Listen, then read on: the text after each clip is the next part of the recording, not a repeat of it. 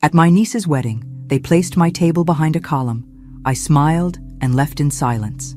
Then I canceled the payment for the party. If you're watching this, please subscribe to the channel and let me know in the comments where you're watching from. I stood behind the marble column, watching the celebration I had paid for through a veil of controlled tears. The golden lights of the Fairmont Hotel's ballroom cast shadows across my blue silk dress as I observed my granddaughter dancing with her new husband.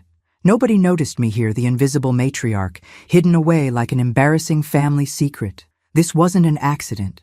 This was by design, their design. But they forgot who I am, who I've always been. The teacup trembled slightly in my hands as I carried the silver tray into the kitchen. Through the open window, I could hear Caroline and Rebecca chatting excitedly on the veranda of my Beacon Hill home. Their animated voices drifted in with the spring breeze. "So we'll have to clear out most of that old stuff," Caroline, my daughter, was saying. "The room desperately needs updating." "Do you think she'll resist?" Rebecca asked, her voice dropping slightly. I smiled to myself, heart warming at their enthusiasm. Perhaps they were finally planning that family trip I'd suggested months ago. Something to bring us together again, before my upcoming 80th birthday, the milestone that would mark the official transfer of the Sullivan Family Trust to the next guardian. "Mom barely notices changes anymore," Caroline replied confidently. "Besides, we're doing her a favor. That guest room is straight out of the 1980s. My smile faltered as I placed the cups down harder than intended. Not a trip then. They were discussing renovations to my home. Again. That evening, during dinner in the formal dining room that had hosted senators and diplomats throughout my husband's career, Rebecca clinked her glass for attention. "Grandma, we've been thinking about your guest bedroom." "Oh?" I kept my face neutral. Years of negotiation training, serving me well. "It needs a complete overhaul. You know, for when we'll need to take over your house, Mom." She said it so casually, as if discussing the weather rather than my eventual decline. Jackson, Rebecca's fiancé, looked uncomfortable. "I'm sure that's a long way off." "Becca, 78 isn't young," Caroline interjected with a tight smile. "We're just being practical."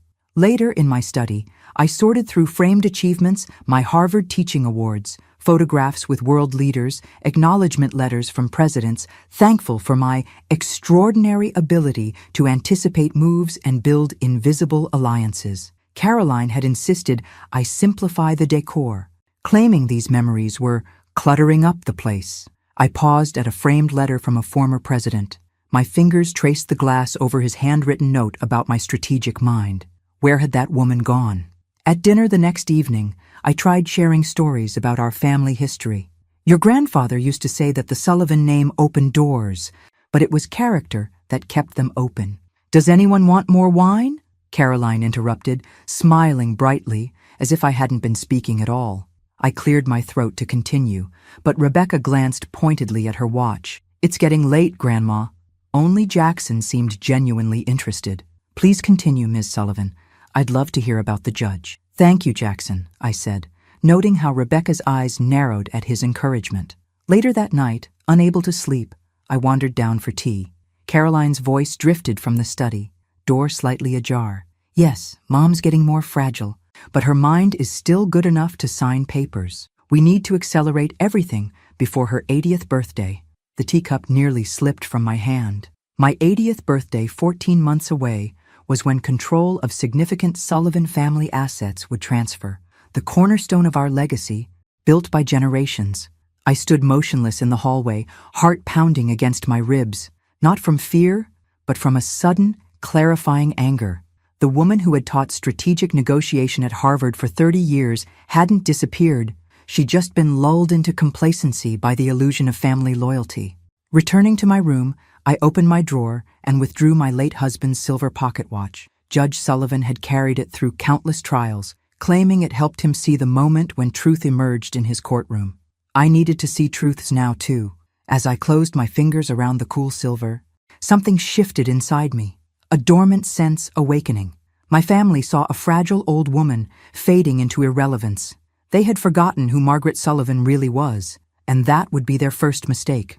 2 weeks later, Rebecca announced her engagement to Jackson Pearson amidst champagne and congratulations at my home. I watched her through new eyes, noting how her behavior shifted depending on what she needed: syrupy sweetness when requesting my credit card for the engagement party, rehearsed hugs when mentioning venue deposits. "Grandma, you look lovely tonight," she cooed, kissing my cheek while simultaneously eyeing the diamond brooch pinned to my dress, a Sullivan family heirloom worn by brides for generations. "Thank you, dear. The brooch will be yours to wear on your wedding day, as tradition dictates."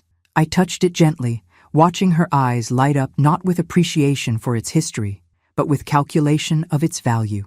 The silver pocket watch rested in my handbag, its weight both comfort and reminder of the woman I once was: respected, powerful, strategic. "We should all go to the cake tasting together," I suggested during dinner. "Your grandfather had the most remarkable sweet tooth." "Absolutely," Caroline responded with manufactured enthusiasm. "I'll text you the details." 3 days later, I arrived at the prestigious bakery at the agreed time, only to find them already finishing up.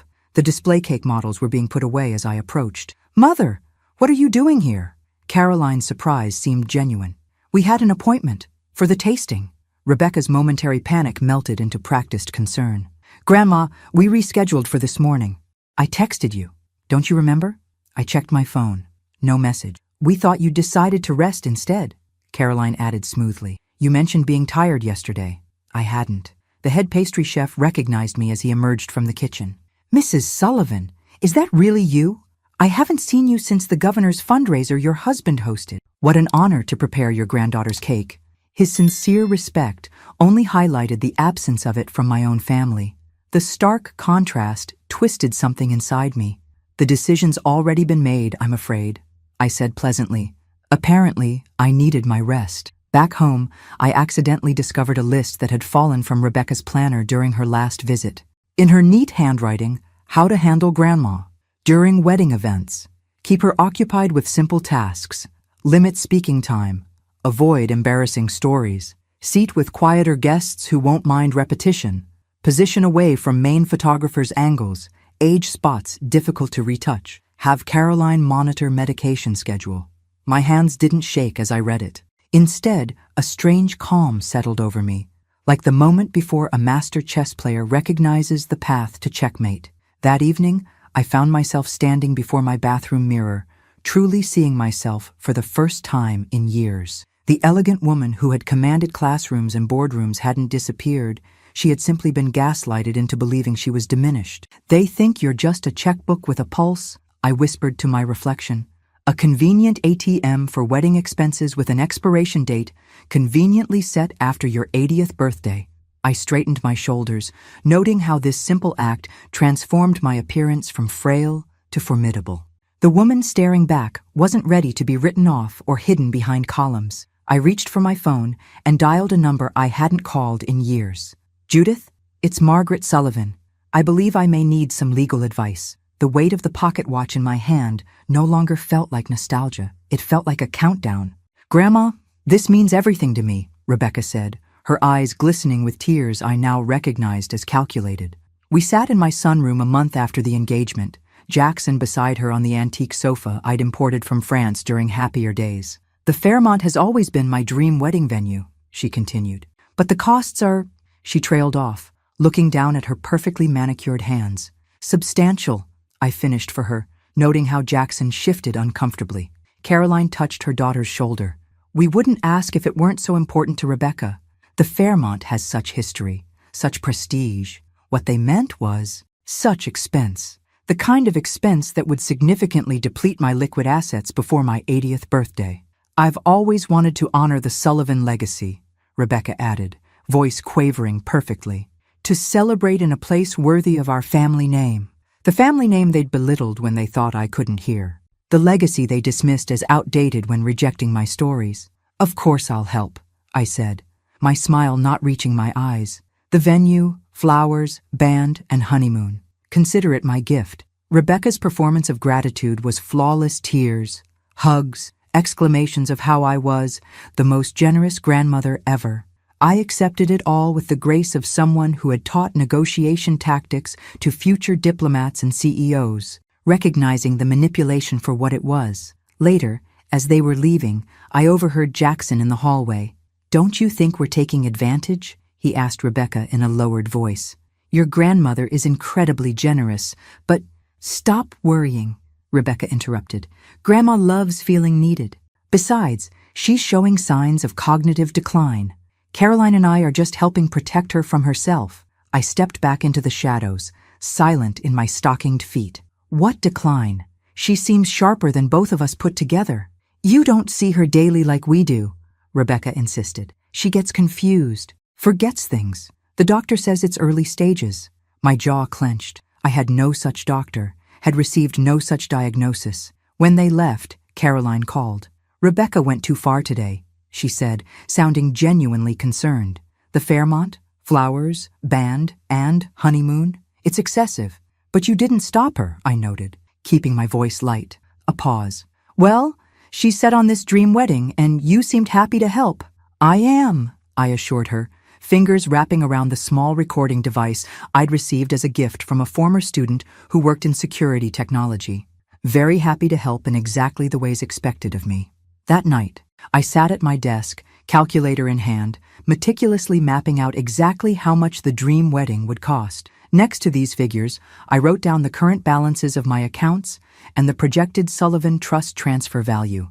Their manipulation wasn't just hurtful, it was strategically timed to deplete my resources before my birthday milestone. They weren't just dismissing me, they were systematically undermining my financial independence. I opened the antique box where I kept my most precious jewelry. Beneath the tray lay documentation of accounts, unknown to Caroline, investments my husband and I had made decades ago, quietly growing while I played the role of the predictable widow. The recorder sat beside my notes, its small red light blinking as I tested it. A simple device, easily concealed in a handbag or pocket. Designed for business meetings, it would now document family betrayal. "Begin recording," I said clearly. "Project Restoration, Day 1. My voice sounded different, stronger, clearer than it had in years. I hadn't realized how much I'd diminished myself to fit their expectations of a doddering old woman. Rain began tapping against the window as I worked through the night, developing contingencies, analyzing vulnerabilities, identifying potential allies. By dawn, I'd outlined a strategy that would have made my Harvard colleagues proud. I had 14 months until my 80th birthday, but wouldn't need nearly that long. The Sullivan legacy wasn't just money and property. It was resilience, it was strategy, it was justice. And I was about to teach my family a master class. 3 months before the wedding, I arrived unannounced at Caroline's house. The family sapphire brooch nestled in a velvet box in my purse. A tradition spanning 5 generations of Sullivan brides, it represented something I still foolishly hoped might matter to Rebecca. Voices drifted from the kitchen as I quietly let myself in with my key. I paused in the hallway, hearing laughter. God! It's exhausting having to listen to her ramble about Dad's cases for the millionth time, Caroline was saying. She actually tried to tell me about the judicial appointment again yesterday. "At least you can leave after dinner," Rebecca replied, her voice light with amusement. During the venue tour, she kept asking questions about accessibility. So embarrassing. The wedding planner probably thinks she's senile. After the wedding, we can finally stop pretending we care about her boring stories. Rebecca's dismissive tone made my heart constrict. I've been practicing my sad face for when we eventually have to discuss memory care options. Caroline's response froze me in place. "We just need to maintain appearances until the will is secured and the 80th birthday transfer is complete. Once the trust transfers, we can make decisions on her behalf." Jackson actually suggested inviting her to the rehearsal dinner head table. Rebecca's disgusted tone left no doubt about her feelings. "Can you imagine? Those event photographers charge extra for retouching." "What did you tell him?" "That her health might make such a long evening difficult. He bought it completely." My fingers trembled as I activated the recorder in my pocket, capturing every word of their calculated cruelty. I backed away silently, decades of self-discipline preventing me from confronting them. Knowledge was power.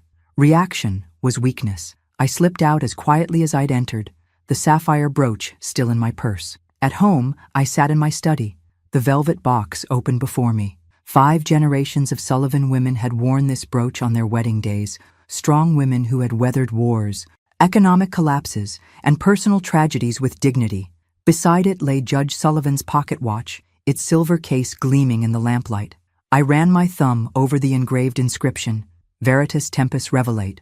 Truth is revealed by time. For the first time in years, I truly remembered who I was. Not just the accommodating grandmother I'd allowed myself to become, but the strategist who had once commanded respect in lecture halls and boardrooms, the woman whose negotiation tactics were studied at Harvard and whose counsel was sought by powerful figures. I'd spent years diminishing myself to avoid being seen as difficult or demanding. I'd accepted being interrupted, dismissed, and marginalized to maintain family peace. That ended tonight. I picked up my phone and dialed a number. Thomas? Margaret Sullivan. Yes, it's been too long. I need to meet with you about my estate planning. No, not next month. Tomorrow morning. Next, I called my bank and requested a comprehensive review of all my accounts and investments. Then my accountant, who sounded surprised to hear directly from me rather than Caroline. Finally, I called Dr. Winters, who had been my physician for decades. Margaret, wonderful to hear from you. How can I help? I need a complete cognitive assessment, Richard. Documented thoroughly. Are you experiencing symptoms that concern you? His voice shifted to professional mode. No symptoms, just family members who find it convenient to suggest I'm in decline. Silence, then a weary sigh. Unfortunately, I see this more often than you'd think. I can fit you in tomorrow at 2 p.m. I hung up and stared at the brooch, seeing not just its sapphires and diamonds, but the legacy it represented. I'd been entrusted with the Sullivan name, its resources, and its reputation. I had a responsibility to protect that legacy from those who viewed it merely as an inheritance to be seized. Outside, thunder rumbled across Boston's skyline as rain lashed against century-old window panes. I moved to my desk and began writing. Plans forming with a clarity I hadn't felt in years. They wanted the doddering grandmother who signed checks without questions. They were about to meet the strategist who had been silently watching their every move. And unlike them, I would not underestimate my opponent. I maintained perfect composure the next morning when Caroline called to check in after my unannounced visit to her home. I was in the neighborhood, I said pleasantly, but you weren't home, so I left. You should have called first, Mother. Her concern sounded genuine, but I now recognized it as performance. You shouldn't be driving across Boston alone. I took a taxi, I lied smoothly. My appointment with Thomas Harrington was nearby. A pause. Your estate attorney? Why are you meeting with him? Just routine updates. Nothing to worry about. I kept my voice light, aware that every interaction now was strategic. Rebecca asked about increasing the flower budget for the wedding. I told the florist to accommodate whatever she wants. The distraction worked perfectly. Caroline immediately shifted to wedding details, her momentary concern forgotten. After reassuring her that I was happy to cover the additional costs, I ended the call to prepare for my day of appointments. Thomas Harrington's office hadn't changed in the 20 years he'd managed the Sullivan legal affairs. The leather chairs, law books, and discreet photographs of Thomas with notable clients spoke of old-world reliability. Margaret, he said, rising to greet me with genuine warmth. You're looking well. Appearances can be deceiving, Thomas. I need your help. For the next hour, I outlined what I'd discovered and what I suspected. Thomas took notes, his expression growing increasingly troubled. What you're describing could constitute elder abuse, Margaret. Financial exploitation at minimum. I'm not interested in legal action against my family, I clarified. I want protection and, if necessary, accountability. We spent the morning reviewing my will, trusts, and powers of attorney. By noon, I had signed documents revoking Caroline's access to my accounts and establishing new protections that would be nearly impossible to challenge. The cognitive assessment with Dr. Winters will provide additional security, Thomas assured me. But Margaret, you should understand, if your family is planning what you suspect, there will be significant fallout when they discover what you've done. I'm counting on it, I replied, signing the final document with a steady hand. My appointment with Dr. Winters was equally productive. After thorough testing, he documented that I was cognitively intact, showing no signs of dementia or diminished capacity. The official medical record would make any claims of my decline difficult to sustain. Between appointments, I visited my bank, where the manager welcomed me personally, a courtesy extended to few customers. Mrs. Sullivan, we've prepared the account summaries you requested. I reviewed my financial position thoroughly, making several significant changes. New accounts were established with specific instructions about automatic payments and cancellation protocols. I arranged for large deposits to wedding vendors with an unusual structure, substantial amounts up front, with final payments scheduled for the wedding day itself. These arrangements are unconventional, the manager noted carefully, but perfectly legal, I finished for him. My perfect payment history and relationship with these vendors allows for some flexibility. That evening, I met with the wedding planner at my home, reviewing every contract carefully. "Mrs. Sullivan, we rarely structure payments this way," she said, clearly confused by my insistence on the unusual arrangement. "The vendors have agreed to the terms," I reminded her. "Final payments processed automatically on the wedding day, with a 24-hour cancellation option without penalty." She nodded reluctantly. "As you wish. Rebecca mentioned you might need some accommodation." "Did she?" I smiled pleasantly. How thoughtful of her. For the honeymoon in Tuscany, I arranged 2 sets of reservations, the official ones Rebecca knew about, and a second set in my name alone, both at the same exclusive properties, but with different arrival dates. Over the next week, I meticulously documented every interaction with Caroline and Rebecca, my small recorder capturing their dismissive comments and manipulative tactics. I noted how they excluded me from key wedding decisions while simultaneously asking for additional funds. I maintained my role as the compliant grandmother, approving every extravagant request with an enigmatic smile that neither of them bothered to interpret. They saw what they expected to see: an aging woman eager to please, not a strategist methodically setting the stage. At night, I categorized the recordings, noting patterns of behavior and particularly egregious comments. I wasn't building a case for court. I was assembling evidence of the truth, both for them and perhaps someday for Jackson, who seemed increasingly uncomfortable with his fiance's behavior. The silver pocket watch became my constant companion, its weight in my hand a reminder of justice delayed but not denied. 14 days after beginning Project Restoration, I stood in my study surveying the documentation of my family's betrayal and my responsive strategy. Everything was in place. Now, I would need allies. The time had come to step out of the shadows and reclaim my place at the table, or perhaps, from behind the column they had chosen for me. "Margaret Sullivan, where have you been hiding yourself?" Judith Hawthorne embraced me warmly as we met for lunch at the Ritz-Carlton. Her elegant gray suit and confident bearing reminded me of the woman I used to be, the woman I was becoming again. "Apparently behind a convenient veil of presumed senility," I replied with a wry smile. Judith, my oldest friend and a retired corporate attorney renowned for her ruthless effectiveness, studied me over her martini. "Tell me everything." I did, watching her expression shift from concern to outrage, to calculating determination, the look that had terrified opposing counsel for decades.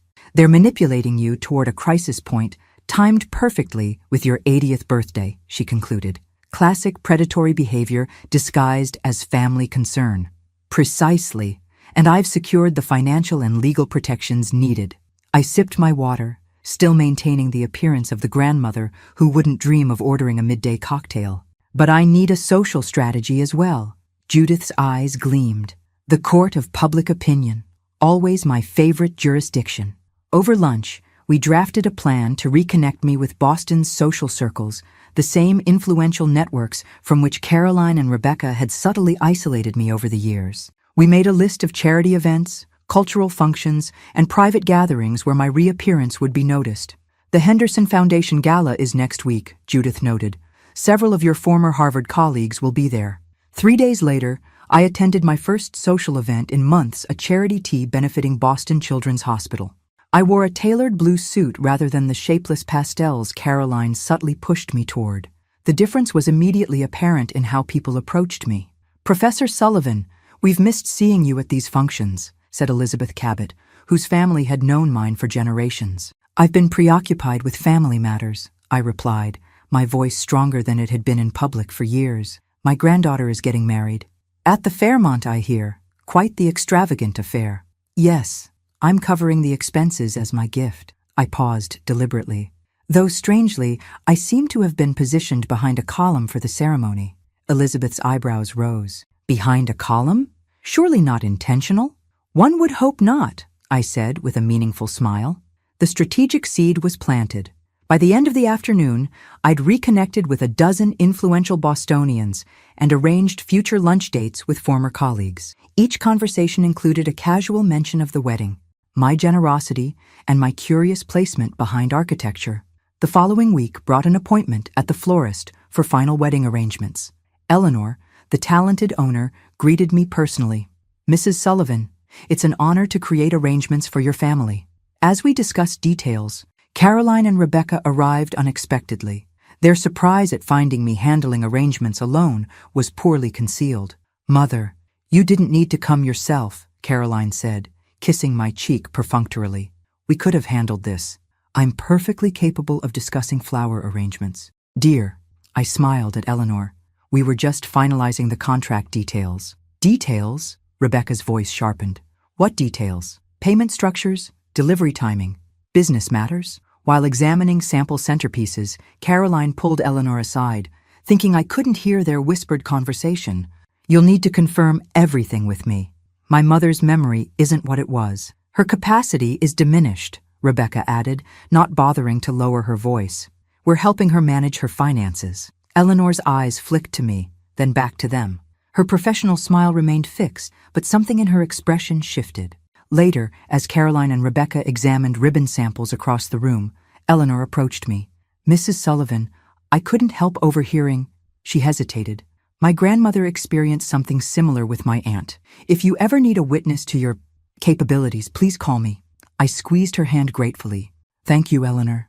I may take you up on that." That evening, Jackson came by unexpectedly, claiming he needed to discuss a wedding detail. His obvious discomfort suggested another purpose. "Ms. Sullivan, I wanted to make sure you're comfortable with everything," he said once we were seated in the study. "Rebecca sometimes gets carried away with planning." "How thoughtful of you to check, Jackson." I studied him carefully, assessing whether he could be an ally. "I'm curious, what do you know about my seating arrangement?" His confused expression answered before his words did. "Your seating? I assumed you'd be at the family table with us." "Apparently not. There's a lovely marble column with my name on it." Jackson's face flushed with genuine shock. "That's not possible. I'll speak with Rebecca immediately." "Before you do," I said, placing a gentle hand on his arm, "consider what that conversation might reveal about the woman you're planning to marry." He left visibly troubled. Exactly as I'd intended. Strategic doubts planted in the right mind could be more effective than direct confrontation. That night, I reviewed my progress. Financial protections secured, legal documentation in place, social reconnections established, potential allies identified.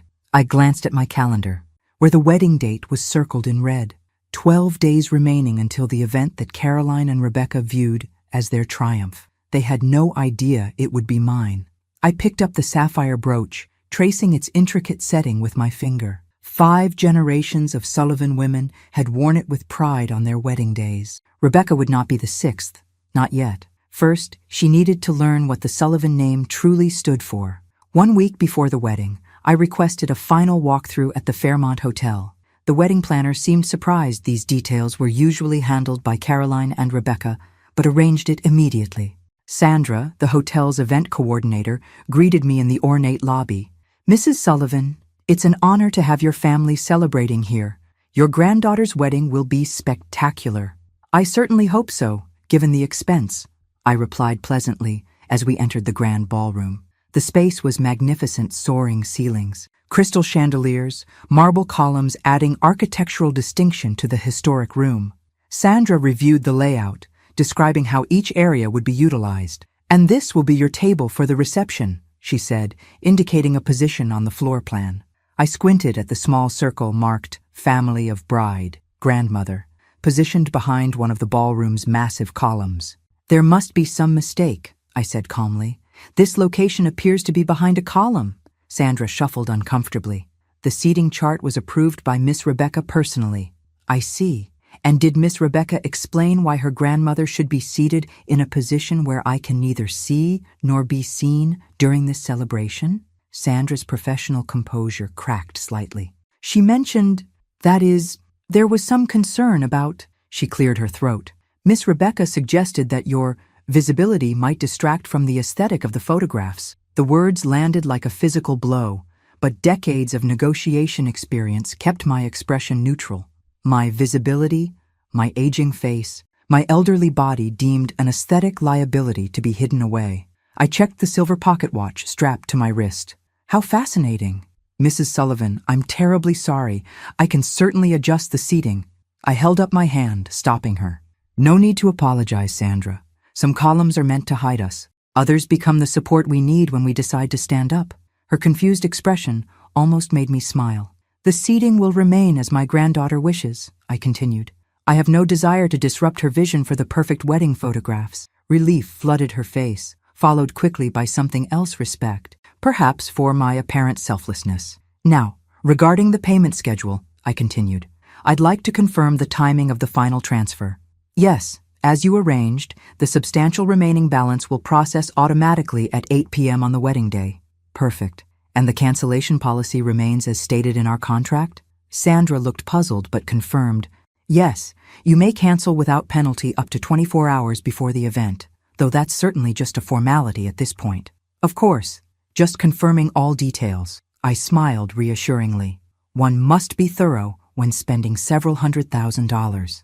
Back home, I called Judith to set our final arrangements in motion. Everything is prepared, she confirmed. The car will pick you up at 8:15 p.m. on Saturday. Your luggage will be collected discreetly tomorrow. The tickets and reservations are confirmed in your name only. And the letters? Drafted as instructed, with copies of all relevant evidence attached. They'll be delivered Sunday morning to the specified recipients. I thanked her and hung up, feeling a surprising calm. The machinery was in motion now, all the gears aligned, all the timing set. That evening, I carefully selected what to pack for my impending journey. Not the matronly clothes Caroline had gradually introduced into my wardrobe, but items I'd secretly purchased online in recent weeks, elegant, age-appropriate clothing that reflected the woman I truly was. From my safe, I retrieved documents Caroline didn't know existed, investments my husband and I had established decades ago, quietly growing separate from the family trust. Funds that would now finance my independence and, if necessary, my family's consequences. I placed Judge Sullivan's pocket watch beside our wedding photograph on the nightstand. George had been gone 15 years, but I could still hear his voice clearly. Maggie, you've always been 3 moves ahead of everyone else. Don't let them make you forget that. My phone rang, Rebecca calling to confirm final details. I answered with the warm, slightly confused tone they'd come to expect. Grandma, just checking you have the right time for hair and makeup on Saturday. Yes, dear. 10 a.m. Perfect. And remember, blue looks best on you for the photos. The photos I'll be in? I couldn't resist asking. Of course. The family portraits before the ceremony. A pause. You'll be tired by the reception, though, so we've given you a more private table for your comfort. Behind a column, I stated flatly. Another pause, longer this time. Who told you that? It's not behind a column. It's just positioned for your comfort. The ease with which she lied was almost impressive. Almost. I'm sure you've thought of everything, Rebecca. We have, Grandma. It's going to be perfect. After hanging up, I finalized the last details of my plan. Every vendor payment structure verified, every contract clause confirmed, every escape route secured. I opened the velvet box containing the sapphire brooch one last time, then closed it firmly and placed it in my handbag. Not to give away, but to hold in reserve for a lesson yet to be taught. Saturday would arrive in 5 days. My family expected to see an aging woman, positioned conveniently out of sight, silently financing their celebration. Instead, they would learn what generations of Bostonians already knew. You underestimate Margaret Sullivan at your peril. The Fairmont Hotel glittered like a jewel box on the wedding day.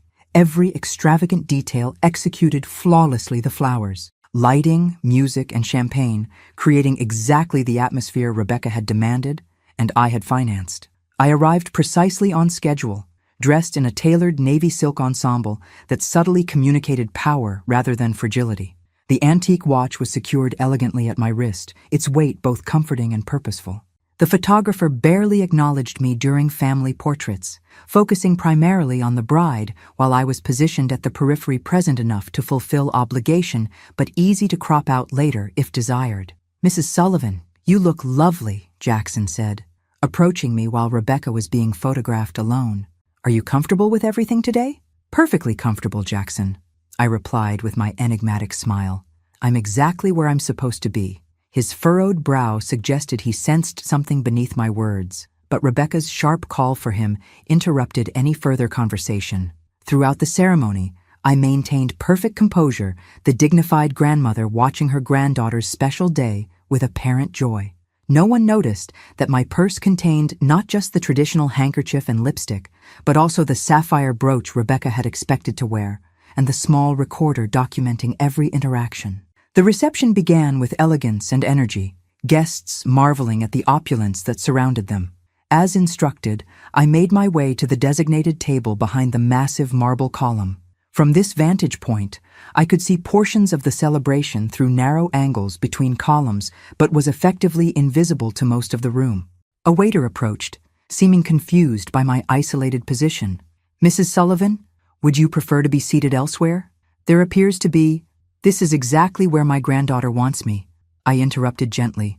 And today is about making her happy. He looked troubled, but nodded respectfully. For the next 2 hours, I observed the celebration from my partial isolation, occasionally circulating briefly before returning to my assigned position.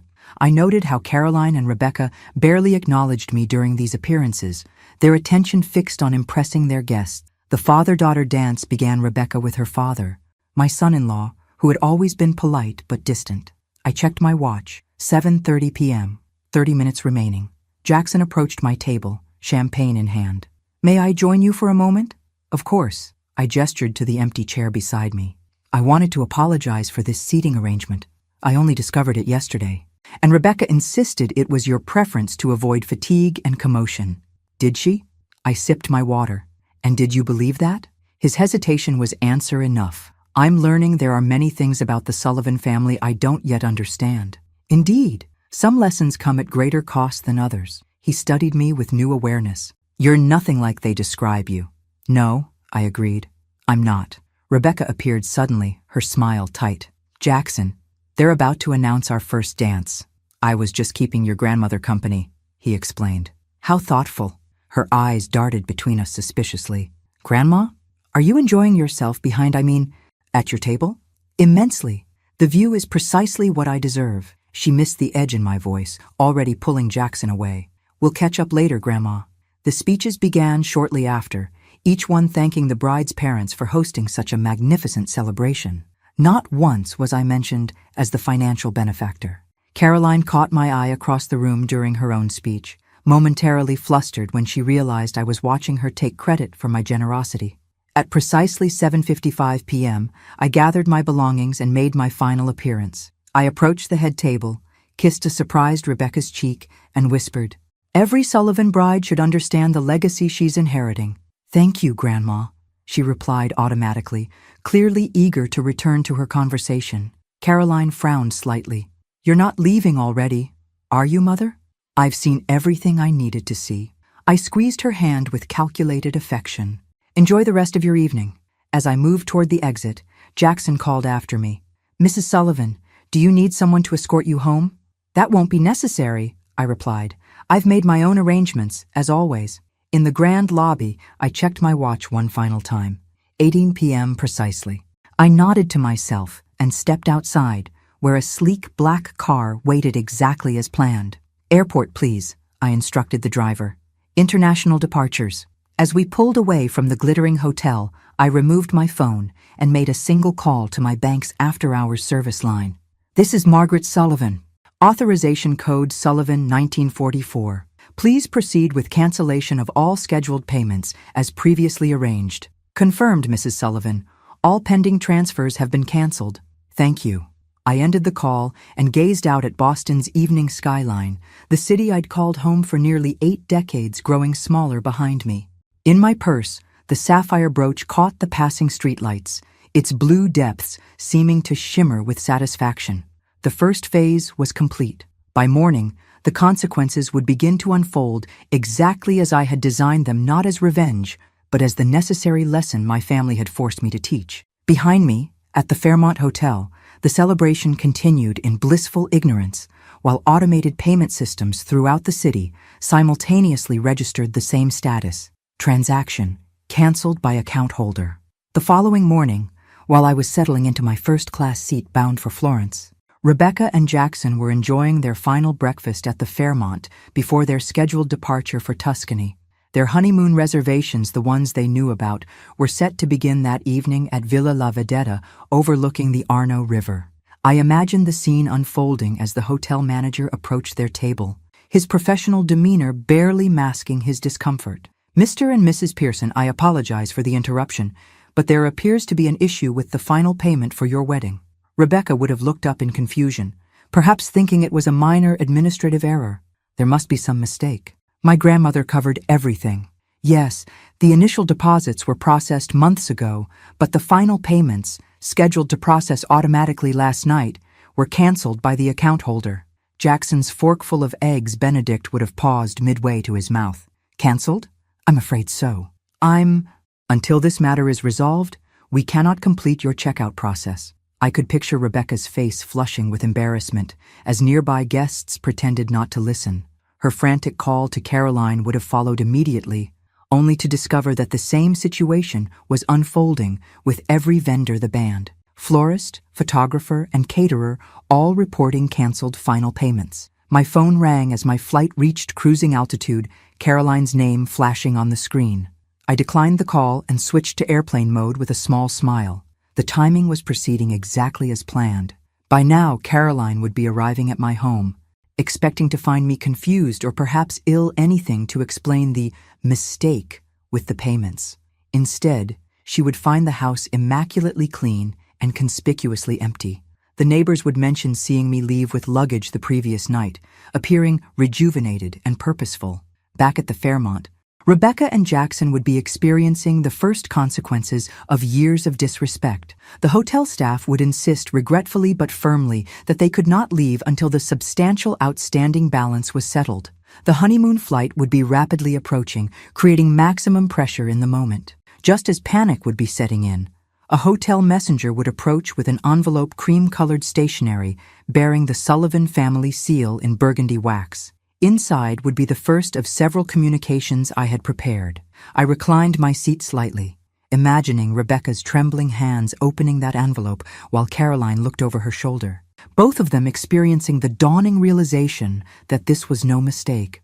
Meanwhile, my flight soared over the Atlantic, carrying me toward the Tuscan holiday I had planned, not the one Rebecca knew about, but the separate reservations I had made in my own name at the same exclusive properties, scheduled to begin 3 days before hers. By the time Rebecca and Jackson resolved their financial crisis and arrived in Florence, I would have already enjoyed the finest suite, the best tables at Michelin-starred restaurants, and the most exclusive vineyard tours, all while leaving instructions that the Pearsons be treated with respect, but not upgraded or specially accommodated upon their eventual arrival. A subtle lesson in hierarchies, delivered with elegant precision. The flight attendant offered me champagne, which I accepted with a smile. For the first time in years, I was acting as myself rather than performing the role they had assigned me. The liberation was intoxicating. In Boston, the fallout would be continuing to unfold. Caroline would be frantically calling my accountant, my attorney, and every financial institution associated with the Sullivan name, only to discover that my preparations had been thorough. No information would be released without my direct authorization. Thomas Harrington would be professionally sympathetic, but unmovable. Mrs. Sullivan left explicit instructions before her departure. I can confirm she is traveling by choice and is in excellent health, both physically and mentally. Beyond that, I cannot discuss her personal affairs without her consent. By afternoon, Rebecca and Jackson would be forced to use their own funds or credit to settle the considerable wedding expenses before they could leave for their honeymoon.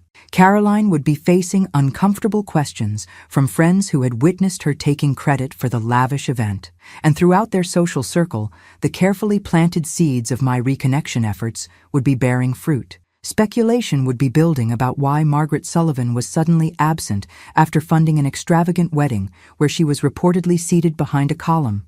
The final component of my morning strategy would now be in motion, the second envelope. While the first had gone directly to Rebecca at the Fairmont, another would be delivered to the Pearson home, addressed to Jackson alone, with instructions to open it privately. This envelope contained selected transcripts of conversations I had recorded specifically. Discussions between Rebecca and Caroline about my cognitive decline and their plans for managing me and my assets after the 80th birthday transfer. No accusations or explanations from me, just their own words, meticulously documented, along with a simple note: I believe you deserve to know the family you've married into. What you do with this information is your choice. The family china and crystal they'd used at the reception would still be gleaming under the ballroom lights when the first whispers began circulating among Boston's elite. Did you hear about the Sullivan wedding disaster? Apparently, Margaret canceled all the payments and disappeared. I saw her at the Henderson Gala last week. She seemed sharp as ever. Someone said they seated the poor woman behind a column after she paid for everything. By evening, my absence would be undeniable, my strategy unmistakable, and my message unavoidable.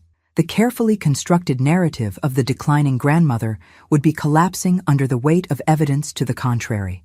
The flight attendant refilled my champagne as the plane continued eastward. In my purse, the sapphire brooch and silver pocket watch remained side-by-side symbols of a legacy temporarily derailed, but now firmly back on track. I raised my glass in a private toast to Judge Sullivan, whose favorite saying seemed particularly apt: justice delayed is not necessarily justice denied. Sometimes it's just being served cold. 3 days into my Tuscan sojourn, I sat on the terrace of Villa La Vedetta, gazing over Florence's terracotta rooftops and the silvery ribbon of the Arno River. The morning sun warmed my shoulders as I sipped espresso and reviewed my correspondence. Judith had sent a detailed email describing the aftermath in Boston. As anticipated, the canceled payments had created precisely the public exposure I'd intended: Rebecca and Jackson stranded at the Fairmont until personal credit cards were maxed out, Caroline facing uncomfortable questions from society friends, and my conspicuous absence fueling speculation throughout our social circles. The consensus, Judith wrote, is shifting rapidly from concern about your welfare to curiosity about what Rebecca and Caroline must have done to deserve such a calculated response. Eleanor from the florist shop has been particularly vocal about witnessing their dismissive behavior. I smiled, picturing Eleanor's righteous indignation. Sometimes the most effective allies are those who have witnessed injustice firsthand. Thomas reports that Caroline attempted to file a missing persons report, which was quickly dismissed when he provided evidence of your voluntary travel. He also mentioned that Jackson came alone to request a meeting, which suggests interesting developments in the Pearson marriage. I made a note to have Thomas schedule that meeting for after my return. Jackson's reaction would determine whether he could be salvaged from the wreckage of Rebecca's manipulation. The hotel manager approached with a silver tray. "Signora Sullivan, another message has arrived for you." I thanked him and opened the envelope. A brief update from my banker confirming that neither Caroline nor Rebecca had successfully accessed any of my accounts or information.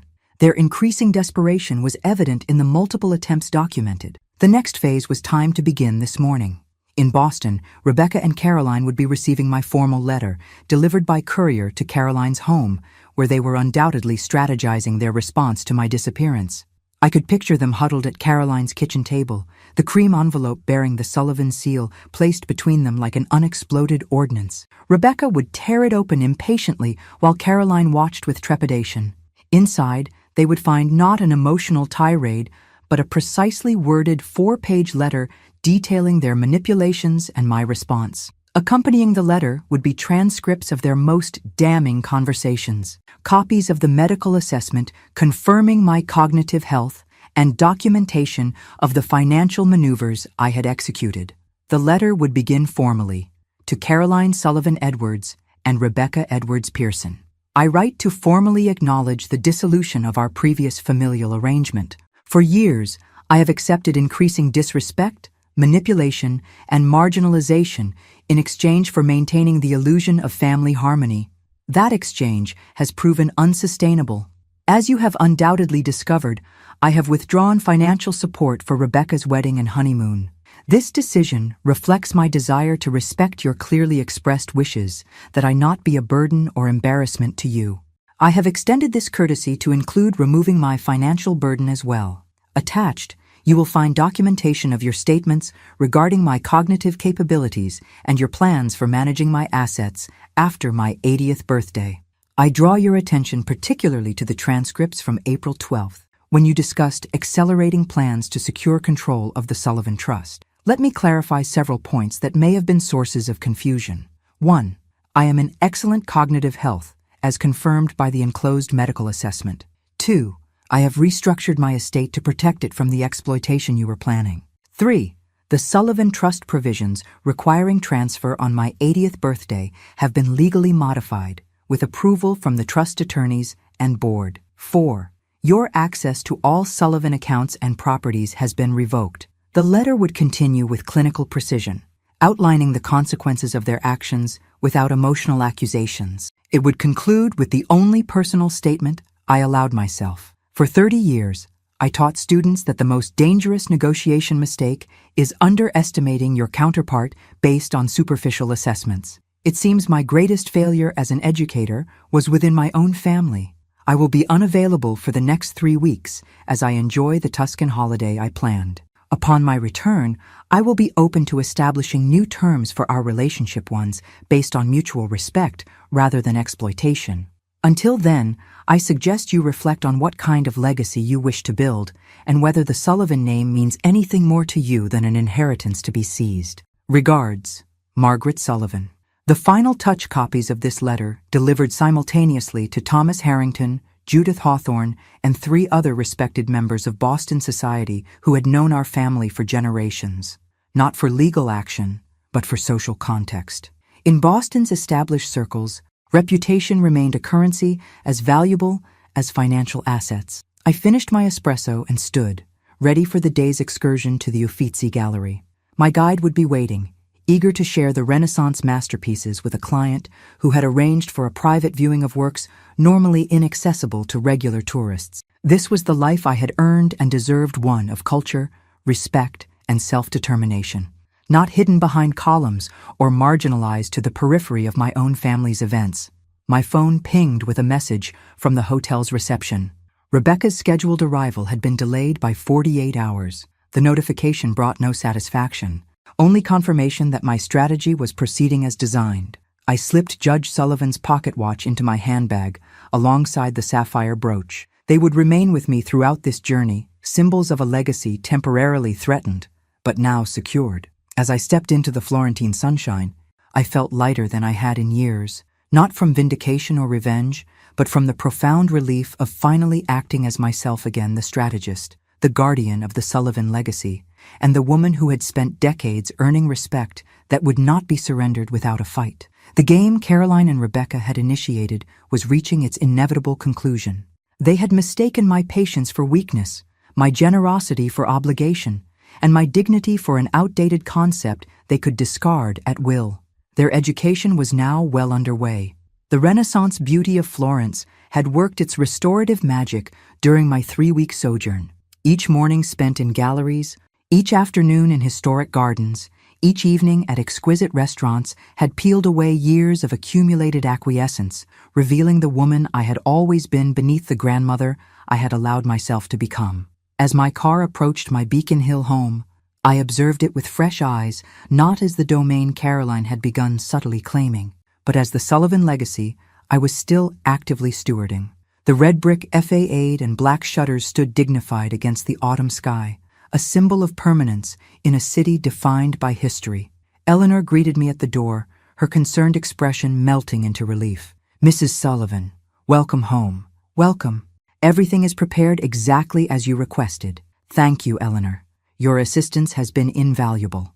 Inside, the house gleamed with polished silver and fresh flowers, not the arrangements Caroline preferred, but my own choices of blue hydrangeas and white roses. Every room had been restored to my preferences. Family photographs and mementos returned to their proper places from the boxes Caroline had gradually filled with items deemed cluttering. "You've had several visitors," Eleanor informed me as she helped with my luggage. "Your daughter came daily for the first week, then every few days. Your granddaughter and her husband came twice. Mr. Harrington kept them all at bay, as instructed.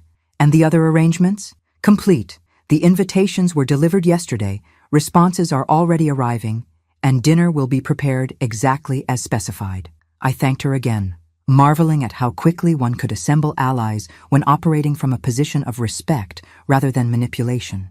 Eleanor had witnessed Caroline and Rebecca's dismissive treatment firsthand and had eagerly joined what she called Team Margaret when approached. In my study, I found a neatly organized folder containing all communications received during my absence.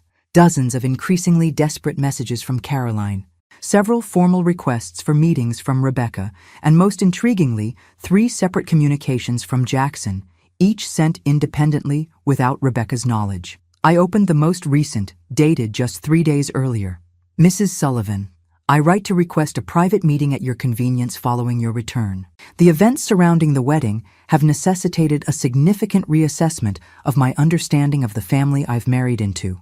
While I cannot undo my commitment to Rebecca, I find myself needing to establish my own relationship with you, independent of the dynamics I've witnessed. Your actions, while shocking to many, demonstrated a strategic clarity I've come to respect enormously. I believe we may have more in common than circumstances have allowed us to discover. Respectfully, Jackson Pearson Fascinating, a potential ally within the very union that had catalyzed this confrontation. I made a note to have Thomas arrange that private meeting after tonight's carefully orchestrated dinner. The dining room table was being set for 4 when Thomas Harrington arrived for our pre-dinner consultation. You look renewed, Margaret, he observed, kissing my cheek. Europe agrees with you. Freedom agrees with me, I corrected, gesturing him to a seat. Have the formal documents been prepared? He placed a portfolio on the desk. Everything as discussed. The foundation paperwork is complete. The trust amendments have been approved, and all accounts have been secured with the new protocols. Caroline and Rebecca have been completely blocked from accessing any information. And social developments? Thomas smiled wryly. Boston has been abuzz. Your strategic reappearance at key events before your departure, followed by your conspicuous absence and the wedding payment debacle, created exactly the ripple effect you anticipated. The narrative has shifted dramatically from concerns about your capacity to recognition of your tactical brilliance. And my guests for this evening? Caroline called my office 6 times today to confirm the meeting. She and Rebecca are approaching with extreme caution. Jackson seems to be positioning himself as a mediating presence. Thomas hesitated. Are you certain about tonight's approach? There are other ways to establish the new boundaries. The Sullivan way has always been direct confrontation followed by clear terms, I replied. My husband believed in addressing betrayal head-on, then offering a path forward for those willing to accept accountability. At precisely 7 o'clock, the doorbell rang. Eleanor showed the visitors into the formal living room where I waited, seated in the wingback chair that had been Judge Sullivan's favorite, a deliberate choice that established the tone immediately. Caroline entered first, her confident stride faltering when she saw me. Gone was the fragile mother she had manipulated. In her place sat a composed woman whose posture and attire communicated unmistakable authority. Mother, she began, voice carefully modulated. You're looking well. Travel tends to invigorate rather than diminish me, I replied pleasantly. Something you seem to have forgotten. Rebecca followed, a conflicted mixture of defiance and uncertainty in her expression. She had clearly struggled with how to approach this meeting, her designer outfit suggesting she'd opted for confidence, while her nervous gestures betrayed her anxiety. Jackson entered last, nodding respectfully in my direction, before positioning himself slightly apart from Rebecca, a subtle but significant spatial cue that did not escape my notice. Thank you for agreeing to meet, Caroline said, attempting to control the narrative immediately. We've been very concerned about your impulsive actions. Impulsive? I raised an eyebrow. An interesting characterization of a strategy developed over months in response to years of escalating disrespect. Rebecca shifted uncomfortably. Grandma, if this is about the seating arrangement, the column was merely the visible manifestation of my invisible status in this family, I interrupted calmly. A convenient symbol, but hardly the substance of the issue. I gestured toward the dining room. Shall we continue this discussion over dinner? I've planned a special menu. They followed me with visible trepidation. The table was set with the finest Sullivan china and crystal, each place meticulously arranged with equal prominence, no columns, no periphery, no symbolic diminishment. You'll notice, I said as we took our seats, that everyone is equally visible at this table. an arrangement I find significantly more appropriate. The first course was served in tense silence. I allowed it to stretch, observing their discomfort with clinical detachment. Caroline repeatedly attempted to make eye contact with Rebecca, while Jackson maintained a watchful neutrality. "I imagine you have questions," I finally said, breaking the silence. "Or perhaps accusations." Caroline cleared her throat. "Mother, while we acknowledge that certain misunderstandings may have occurred, your response was disproportionate and potentially damaging to the family reputation." "The family reputation was being damaged long before my intervention," I replied, "by the systematic undermining of its matriarch and the planned exploitation of its resources." Rebecca's composure cracked first. "You humiliated us. Do you have any idea what we've been through? The loans we had to take, the explanations to everyone." "I believe the word you're searching for is consequences," I interrupted smoothly. "An unfamiliar concept, perhaps, but one essential to understanding our new arrangement." I signaled for the main course to be served, then continued with calculated precision. "I've invited you here not to revisit grievances, but to establish the terms of our relationship moving forward." The terms I outlined over the remainder of dinner were non-negotiable. I had established a charitable foundation with a significant portion of my personal assets. The Sullivan Family Trust remained intact, but with modified transfer provisions. My financial support for family members would continue, but with transparent conditions and accountability. Most importantly, any future interactions would be governed by demonstrated respect rather than presumed obligation. "This isn't punishment," I explained, meeting each of their eyes in turn. "It's correction. The Sullivan legacy is not merely financial, it's ethical. I failed in transmitting that understanding, and now I'm rectifying that failure." As dessert was served, I reached into my handbag and withdrew the velvet box containing the sapphire brooch. I placed it on the table before Rebecca, whose eyes widened in surprise. "This belongs to Sullivan Brides," I said quietly. "Not as an entitlement, but as a symbol of the strength, integrity, and resilience this family represents. I'm offering it to you not as a peace offering, but as a challenge to become worthy of the legacy it represents." Rebecca's hand trembled slightly as she reached for the box. "I don't understand. After everything." "Some traditions," I said, rising from my chair to place the brooch on her dress myself, "deserve continuation. Respect is one of them. The question now is whether you're capable of learning what that truly means." In that moment, as the sapphire caught the light, I saw something new flicker across my granddaughter's face, not manipulation or calculation, but perhaps the first genuine recognition of who I actually was and always had been. The education had begun. 6 months after what Boston society now discreetly referred to as the Sullivan wedding incident, I sat in my office reviewing quarterly reports from the Margaret Sullivan Foundation for Women's Leadership. The organization I'd established with a substantial portion of my personal fortune had quickly gained recognition for its mentorship programs and strategic grants to women navigating male-dominated fields. A knock at the door preceded Eleanor, now my full-time assistant. "Rebecca is here for her meeting." "Thank you. Please show her in." The Rebecca who entered bore little resemblance to the entitled bride who had positioned me behind a marble column. Gone were the calculated expressions and manipulative tone. In their place was a woman who moved with cautious determination, her designer clothes replaced by a simple but elegant suit appropriate for the Foundation's professional environment. "Good morning, grandmother," she said, taking the seat across from me. "I've completed the financial literacy curriculum you recommended.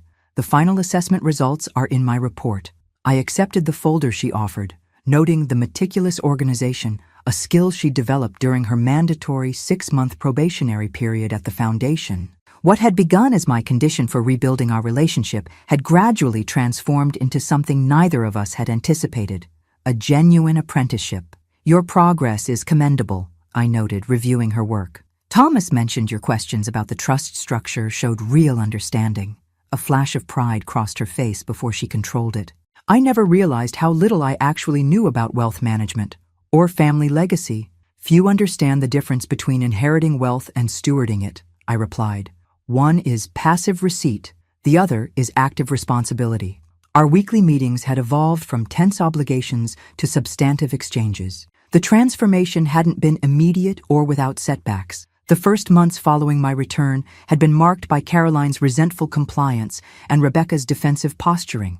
The turning point had come unexpectedly during a foundation event where Rebecca, assigned to minor administrative duties, had witnessed firsthand the respect accorded to me by academic and business leaders, many thanking me for mentorship that had shaped their careers decades earlier. "I never knew," she had admitted afterward, "about your impact beyond our family. No one ever told me." "You never asked," I had replied simply.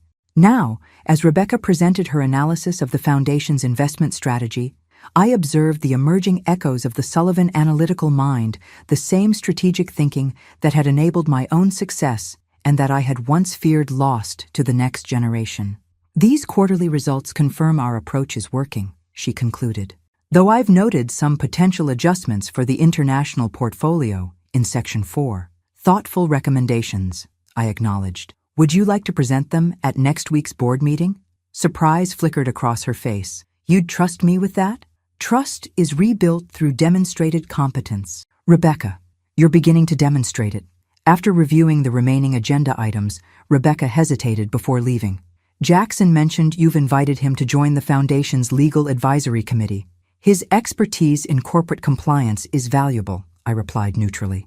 "And his integrity has proven consistent." The reconfigured family dynamics remained delicate. Jackson had established his own relationship with me independent of Rebecca, our shared appreciation for strategic thinking creating a connection that had survived the wedding debacle. Their marriage had weathered the initial crisis, but transformed into something more measured and conditional than the romantic narrative Rebecca had originally scripted. Caroline had taken longer to adapt to the new reality. Her initial attempts to circumvent my boundaries had been met with firm consequences, including temporary exclusion from family gatherings. Only in recent weeks had she begun demonstrating genuine effort rather than performative compliance. "There's a family dinner at my house this Sunday," Rebecca said carefully. "Mother has been working with her therapist on the issues you identified. She's making progress. I'm pleased to hear it. Please tell her I look forward to observing that progress firsthand." After Rebecca left, I moved to the window overlooking Boston Common, where spring had painted the historic landscape in fresh greens. Judge Sullivan's pocket watch rested in my hand, its familiar weight now a symbol of continuation rather than nostalgia. The doorway of my office housed no column to hide behind. The Foundation boardroom featured a round table where every seat held equal prominence. My home once again displayed the photographs and achievements that chronicled a life of significance. Small changes that represented profound recalibration. Eleanor appeared at the door. "Your 3 o'clock appointment with the Harvard delegation has arrived, Ms. Sullivan. They're eager to discuss the joint leadership program." "Thank you, Eleanor." I smiled, slipping the watch into my pocket. "Please show them in." As I stood to greet my visitors, former colleagues now seeking partnership with my foundation, I reflected on the journey of the past year. What had begun as a necessary correction of family dynamics had evolved into an unexpected renaissance. Not merely the restoration of respect, but the establishment of a new legacy defined by purpose rather than obligation. Behind me on the credenza sat a framed photograph from the previous month's Foundation Gala. Unlike the wedding pictures where I had been positioned peripherally, this image showed me centered among 3 generations of Sullivan women: Carolyn, Rebecca, and Rebecca's young niece Emily, whom I was mentoring with particular attention. The lesson had been painful, but necessary. True legacy wasn't found in assets transferred or traditions maintained without understanding. It lived in the wisdom shared, boundaries respectfully maintained, and examples consciously set. As I extended my hand to greet the Harvard dean, an accomplished woman who had once been my student, I felt the quiet satisfaction of a strategist whose most important negotiation had successfully concluded. Not with victory over opponents, but with the transformation of adversaries into allies. The Sullivan family would continue, strengthened rather than diminished by its recent crucible, and I would continue guiding it not from behind a column, but from exactly where I belonged, at the head of the table I had built. Thanks for listening. Don't forget to subscribe and feel free to share your story in the comments. Your voice matters.